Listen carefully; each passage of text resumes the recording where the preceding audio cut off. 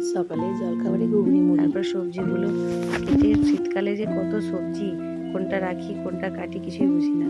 তারপর স্নান সেরে পুজোটা করে নিলাম। পুজো করে প্রত্যেক দিনের মতোই রান্নাঘরে চলে আসলাম। তারপর বাজার থেকে একটা বড় মাছ এনেছে, কেটে ধুয়ে খাবারটা খেয়ে নিলাম। রান্নাগুলো চটাপট সেরে নিলাম। এদিকে মাছ ভাজা বসালাম, তরকারি রান্না বসিয়ে দিলাম। তারপর রান্না সেরে কর্তা মশাকে ফটাফট খেতে দিয়ে দিলাম। খাবার তারপর ছাদে আসলাম। ছাদে এসে একটা পুচকুকে নিয়ে আদর করছিলাম। পুচকুটা আমাদের বাড়ির নতুন অতিথি। নিজেরাও খাওয়া দাওয়া সেরে নিলাম। তারপর খাওয়া দাওয়া সেরে বিকেলে মেয়েকে নিয়ে, সন্ধ্যার সময় মেয়েকে নিয়ে একটু পড়াতে বসলাম, কারণ আমি না পড়াতে বসলে পড়তে বসে না। মেয়ে বললো, মা আমি একটু চাউমিন করবো। নিজেই চাউমিনটা বানালো, আমি কিচ্ছু করিনি। তো মেয়ের চাউমিনটা করার শেষে আমাকে বলছে, মা দেখো তো চাউমিনটা কেমন হয়েছে।